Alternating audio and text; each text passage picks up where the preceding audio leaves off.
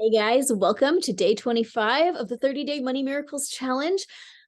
I'm so proud of you. We're almost done. You're rocking it. Okay. Today, we're talking about financial failure. That is what we talk about on day 25 of 30 Days of Belief Work Finances, which we're kind of working out of as part of this challenge. Okay. Financial failure. When I talk about that, what comes into your mind? As I'm talking about it, some things that come into my mind are things like during the Great Depression, the stories of all of these men offing themselves because of their feelings of financial failure, losing a lot of money, starting a business that doesn't work out. It can be extremely, extremely traumatic. And one thing that, I mean, man, I have several thoughts about this topic, but the first thing that I will say is that the only way to truly fail is to stop trying. And when I first read that, I thought, oh my gosh, how trite, like how stupid. They just say that to losers to make us feel better.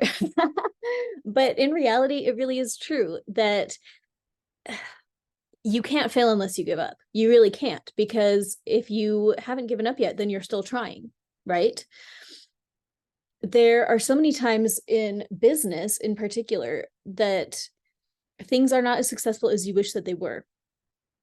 With money, things are not always as successful as you wish that they were.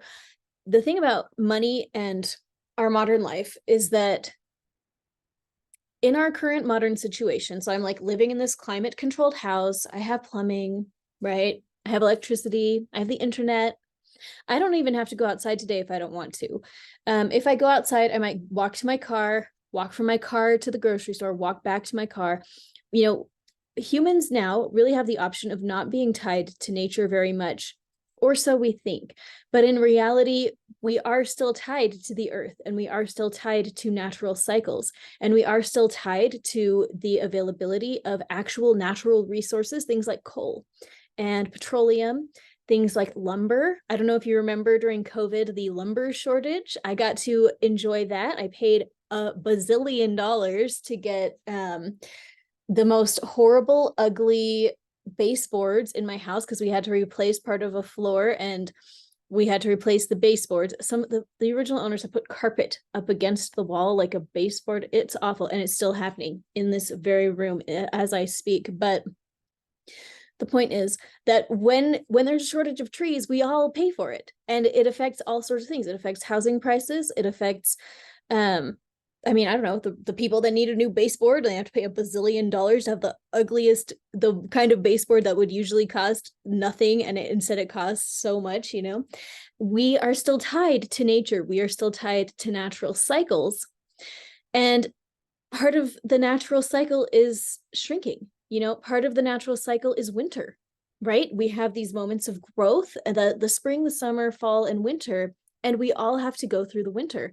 And I think that it's become very easy to forget that in the age of the microwave, right?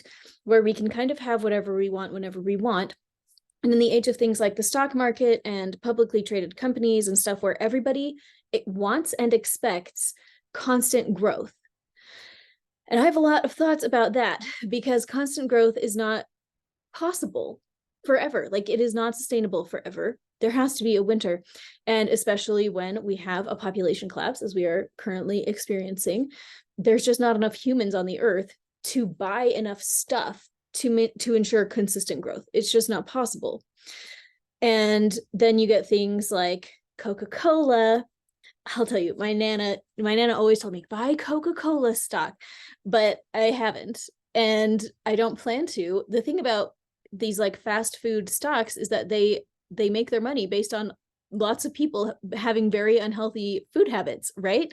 And so any growth that they're seeing, you know, comes at a price. And but everybody is highly motivated for these companies to be successful because we all want our investments to grow.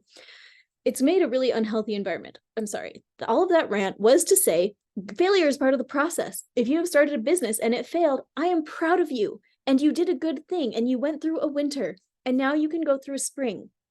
And then you can go through a summer and you can go through a fall and go through winter again, because that is the reality of how nature works. That is the law of the universe.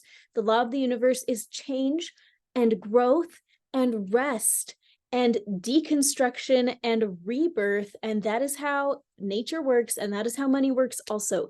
Financial failures are only failures if we see them as failures and we don't realize we're going through winter and it's time for a spring. It all comes back to how you are looking at the situation. And so I want to invite you to think about a financial failure that you perceive in your own life. Go ahead and close your eyes. Trust me on this. Close your eyes.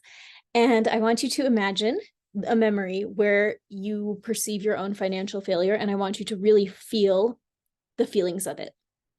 What feelings of that financial failure come up for you? And if they feel strong, so much the better. And I want you to feel them even stronger. Can you make them even stronger in your body right now? And I want you to take some deep breaths. I want you to tap on your collarbone. You can open up your eyes and blink, blink, blink, blink, blink, blink, blink, blink, blink at me and look around the room and squish your eyes tight and open them wide and squish your eyes tight and open them wide and shake it out. And look at me. Hi, friend. And now I want you to close your eyes and go back to that memory and feel it again. And it should hopefully feel less strong now. Okay. And I want you to feel the feelings as strong as you can, and then open your eyes and shake it out. And tap, tap, tap, and listen to me tell you that you're doing a really good job. It is so good to dig into those memories and revisit them and feel the feelings so that they can exit your body and no longer color how you feel about your entire life. And so that the stress from those memories no longer triggers cortisol production from your adrenal glands all day long, every day, so that your hormones can stabilize. Okay. Healing your financial trauma is going to help stabilize your physical health as well, because the stress, the emotional stress that you feel about finances affects your entire hormone profile. It really does. It will drive you to overeat, or it will drive you to undereat. It will mess with your sleep. It will mess with your liver. It will mess with everything that you've got going on. And so it's worth it to go back and feel those feelings and get them out of your body. We're going to do it one more time. Go back to that same memory, feel the feelings of it. And now, as you're feeling those feelings, I want you to turn everything in your memory yellow. Can you imagine it all happening in yellow? And now turn it all green. And now turn it all purple. Now flip it upside down so everybody's walking on the ceiling. And now I want you to fracture it, like smash it into little pieces and make all the pieces into dice, like for a board game. Okay, so we're going to turn it all into dice and imagine shaking up those dice and throw it down on the table. When all those dice throw down on the table, they evaporate. Okay. And take a deep breath. And when you take a big inhale, you're going to exhale and blow the evaporated dice away. Okay, out, out, out.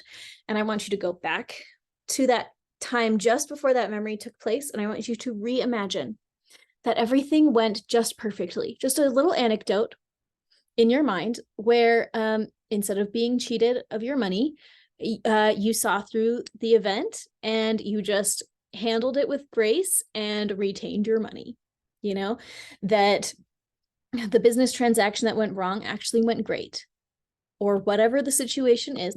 I want you to feel it in your body and feel that kind of warmth feeling in your chest that things actually went all right. You're not lying to yourself. You are giving your nervous system a new option for training. You're writing a new training program about money.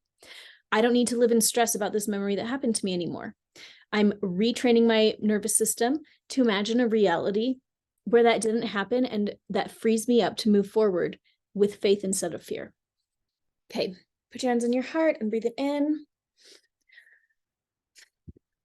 And I would love to hear how this exercise goes for you today.